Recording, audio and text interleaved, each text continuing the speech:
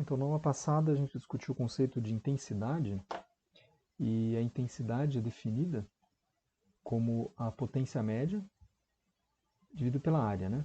Então veja que a unidade é energia, né? Energia por unidade de tempo, que é uma potência média, né? O Hartley chama isso de taxa de variação, então a taxa de variação da energia por unidade de tempo. Então aqui a intensidade é a taxa de variação da energia por unidade de tempo pela área, né? Então, nós chamamos simplesmente da potência pela área, né? E uma relação importante aqui da intensidade é que isso vai valer, na verdade, para qualquer onda, né? Que a intensidade ela é o quadrado, é dada pelo quadrado da amplitude. No caso, a amplitude aqui vai ser uma amplitude de pressão, né? Uma amplitude de pressão. Você pode calcular também pela amplitude aqui do deslocamento molecular. Tá? Mas fazendo uma conversão e tal, daqui para cá você consegue calcular também através da amplitude de pressão, e a amplitude de pressão a gente tem esse valor já tabelado, né? Uma coisa que eu comentei também é que na prática, né, essa intensidade ela é reduzida em relação à distância, né? Quanto maior a distância, ela é reduzida. Mas nesse exemplo, é importante perceber que esse exemplo é um tubo, né? É um tubo onde as ondas sonoras elas não têm perda, e elas não estão elas, além de não terem perdas energéticas, elas não estão sendo propagadas além de ser em uma dimensão, né? Então aqui seria o eixo X, né? Então não tem uma propagação ao longo de outras, na segunda ou terceira dimensão, ou seja, em x, y e z, né? Que é o que vai alterar, então, efetivamente essa intensidade, vai diminuir essa intensidade em função da distância, né? É o exemplo que a gente tem quando você está próximo de um alto-falante, você ouve ele mais, vamos dizer, mais alto, né? Uma intensidade que seria, fisicamente pensando, uma intensidade maior.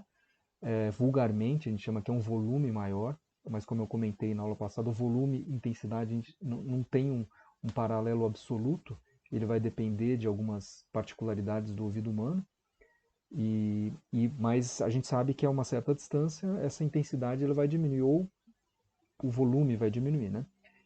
E aí a gente vai ter que usar essa outra forma de abordagem, é que quando a gente pensa que eu tenho uma onda isotrópica, eu tenho uma fonte isotrópica, então essa intensidade, né, essa fonte sonora, ela vai se espalhar então, aqui no caso em XYZ, e vai ter então uma dependência com a distância, né? Então aquela forma da intensidade que a gente calculou vai ter que ser modificada, e efetivamente a gente vai calcular a intensidade como essa potência média, dividido pela área, e que nesse caso aqui a área da esfera é exatamente 4πr ao quadrado, ou seja, quanto mais distante tiver o ouvinte, menor vai ser essa intensidade. Tá? Esses são os casos reais que a gente trabalha no dia a dia mesmo, né? E também a fonte linear é a mesma lógica, né? Exatamente a mesma lógica.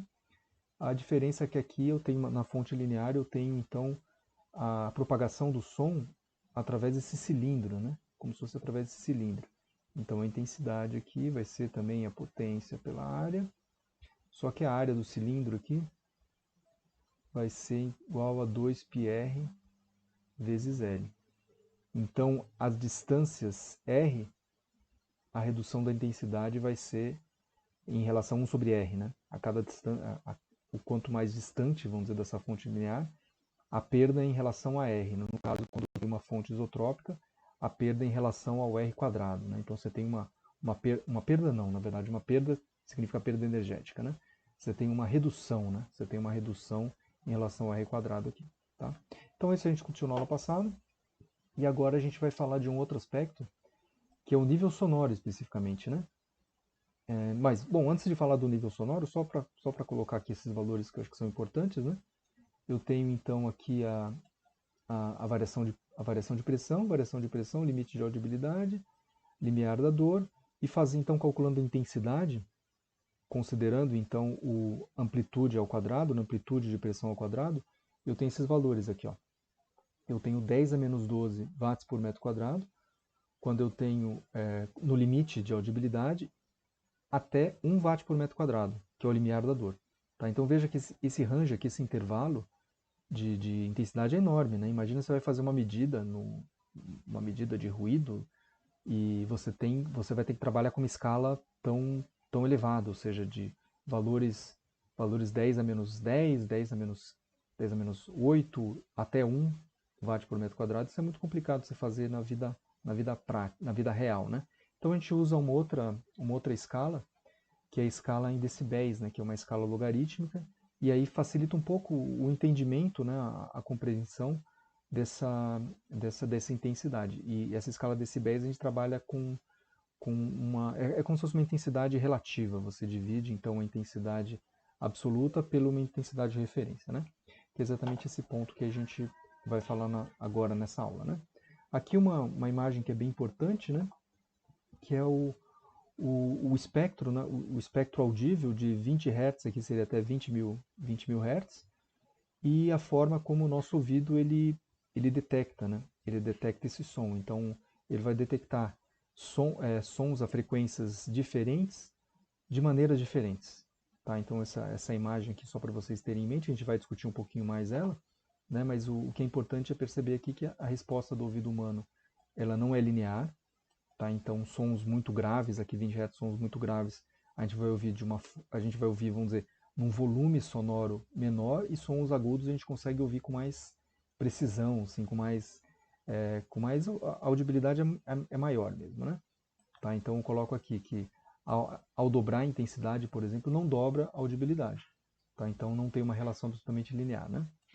E ela varia com a frequência. Tá? Então observe aqui que ela vai variar com a frequência. Dependendo da frequência, você vai ouvir, então, o volume sonoro que chega aos nossos ouvidos vai ser um pouco diferente. E agora sim, vamos discutir essa questão do nível sonoro, que é exatamente esse nível dB, né? Esse nível sonoro aparece numa série de aplicações, né? Então eu coloco dois exemplos aqui de protetores auditivos, né? Que são bem importantes, né? Então veja que tem um protetor auditivo, os mais baratinhos, os mais simples, que é simplesmente trabalhar aqui com como se fosse, praticamente como se fosse uma rolha de silicone, né? E veja que tem aqui nas especificações a redução, então, dessa intensidade relativa é 16 dB. Tá? A gente vai entender o que significa esse 16 dB, afinal de contas, né? Já protetores mais sofisticados, mais caros, né? Você tem aqui, então, uma redução de 26 dB. dB, então, é decibéis, né? Escala decibéis, né? E veja aqui, ó, que dependendo da frequência, você vai ter uma atenuação, então ele chama de uma redução, uma atenuação, né? Dessa intensidade sonora diferente, né? Então, primeiro, ó, frequência de 125 Hz. Você tem uma atenuação de 13,7 dB. Você pega frequências mais altas aqui, ó, 8.000 Hz, você tem uma atenuação bem mais elevada, né?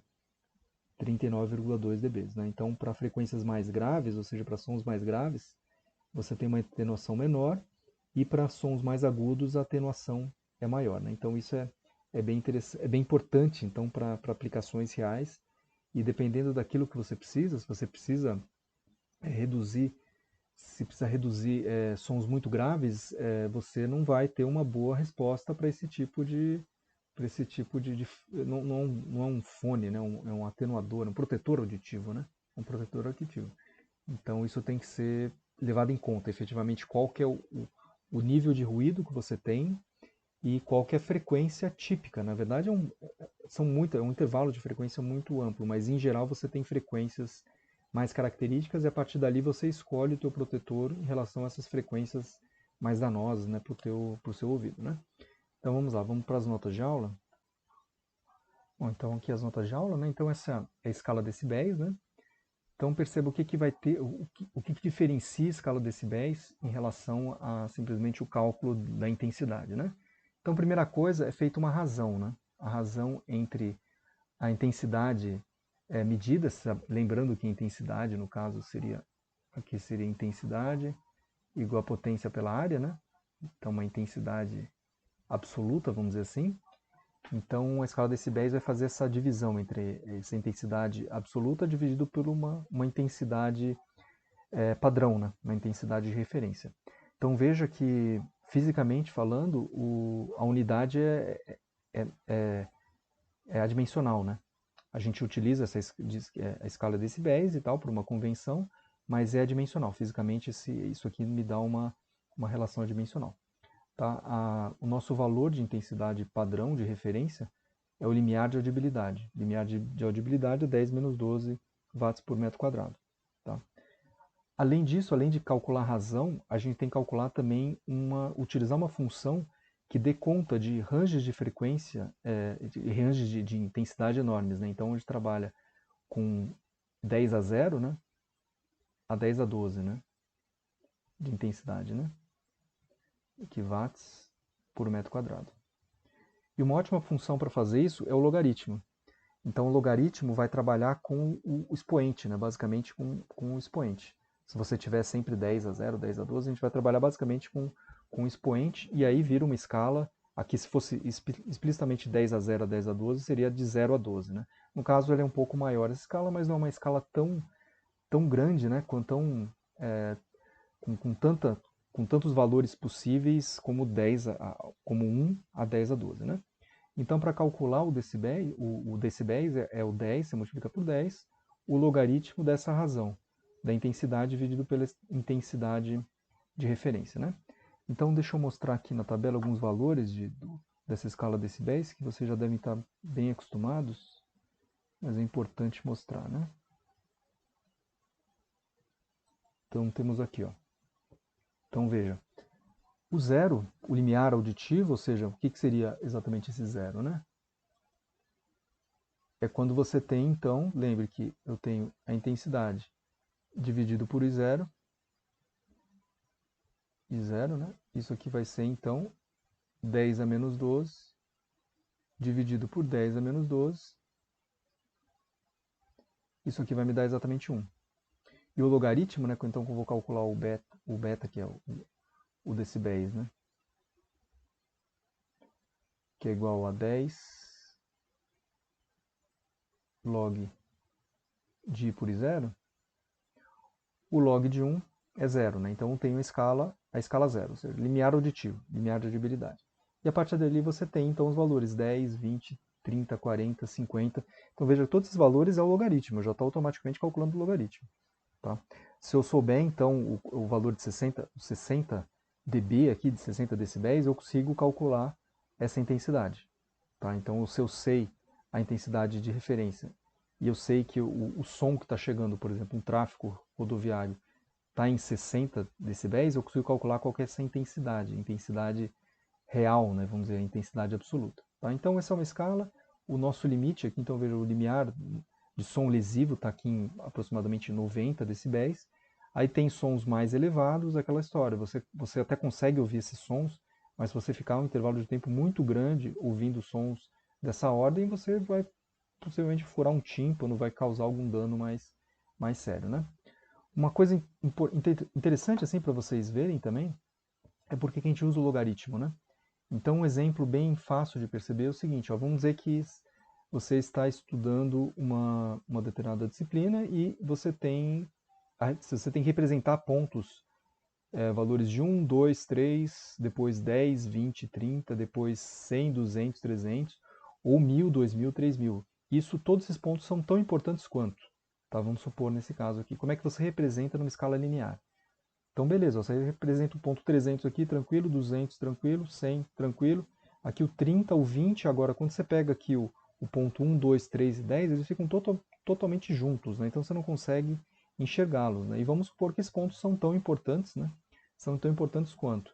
Então, comparando com o caso que a gente está falando, a gente está dizendo aqui que 1, 2, 3 são valores então de intensidades sonoras muito baixas, mas relevantes. Então eu escuto uma pessoa falando bem baixinho, eu escuto sei lá, um besouro fazendo o barulho dele lá, então, e se escuta uma serra elétrica. Então esses pontos eles são tão importantes quanto, tem que representá-los, né? Então essa escala linear, essa convencional aqui não é suficiente, né, para representar esses pontos.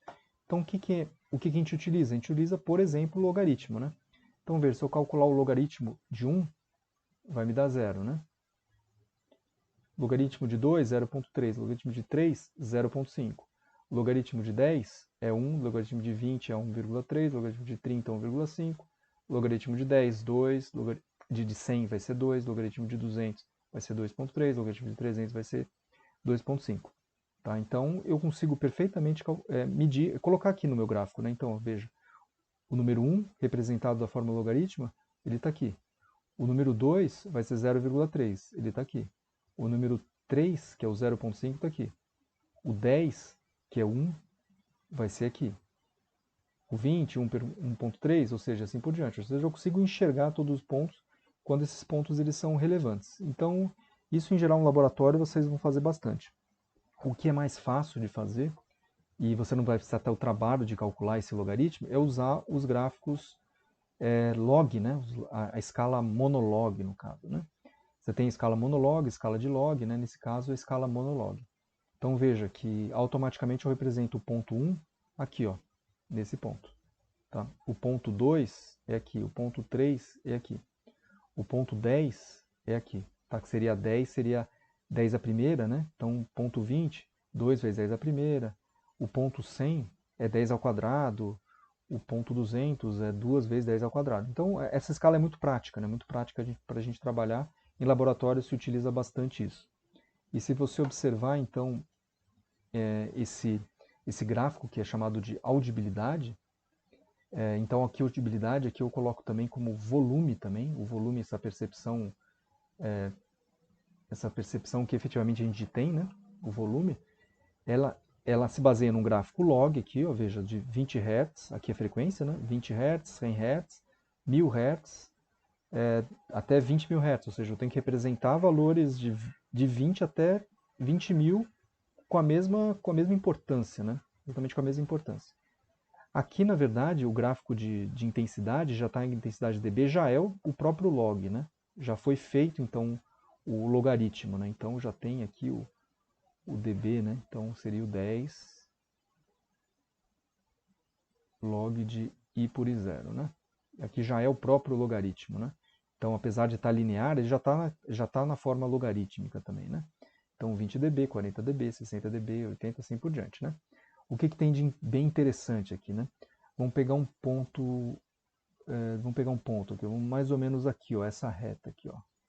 Essa não é uma reta, é uma curva, né? Essa curva está mais ou menos aqui em, vamos dizer, 80 dB. Então, quando eu ouço um som, que é um som muito grave, de 20 Hz a 80 dB, se eu pegar aqui essa curva aqui, eu vou descendo, descendo, é equivalente a eu ouvir um som de 4, aqui acho que é 4.000, aproximadamente 4.000 Hz a 15 dB. Tá? Então, se eu ouço algo a 15 dB, nessa frequência de 4.000 Hz, que é um som bem agudo, é equivalente, em termos de volume, né? Em termos de volume sonoro, que efetivamente a gente percebe, a nossa percepção auditiva é equivalente a 20 Hz, que é um som super grave, e para a gente ter a mesma percepção auditiva, a gente tem que ouvir a 80 dB. Tá? Essas curvas são chamadas de FON. Então, em português, né, seria o FON. Então, são as características fisiológicas do que a gente efetivamente percebe o som. Né? Então, é um gráfico bem interessante da curva de resposta do nosso ouvido em relação às diferentes frequências. Né? Alguns pontos assim interessantes aqui, só para vocês saberem como é que vocês analisam. A 1000 Hz, isso aqui é mais ou menos uma referência. Então, aqui, por exemplo, 10 FONs a 1000 Hz é equivalente a 10 dB, 20 FONs a 1000 Hz é 20 dB e assim por diante. Né? Então, pega aqui, por exemplo, 120 FONs é 120 dB a 1000 Hz. Né? Então, essa é uma curva bastante utilizada para quem trabalha com som, né? com essas características. É importante analisar essas curvas e, logicamente, cada pessoa vai ter um perfil um pouco diferente, mas acaba se baseando mais ou menos nessa mesma lógica. Né? Eu vou mostrar, então, na aula sobre fontes musicais, o porquê que eu tenho esses mínimos aqui. Eu tenho esses valores de mínimo. Uma explicação física relativamente simplificada, mas ela dá conta do recado aqui que eu preciso mostrar. É mais ou menos esses pontos de mínimo. Então, nesses pontos de mínimo, seriam as situações onde eu tenho uma maior percepção auditiva. Né? Então, está aqui mais ou menos 4.000 Hz e aqui está em 12.000 Hz, tá? Onde a gente consegue ouvir com mais clareza. E veja que sons muito graves a gente não tem uma percepção tão boa. Ou seja, a intensidade tem que ser muito elevada, tá? Para a gente conseguir ouvir com a mesma clareza que para intensidades mais agudas. Né? Então é bem interessante esse gráfico.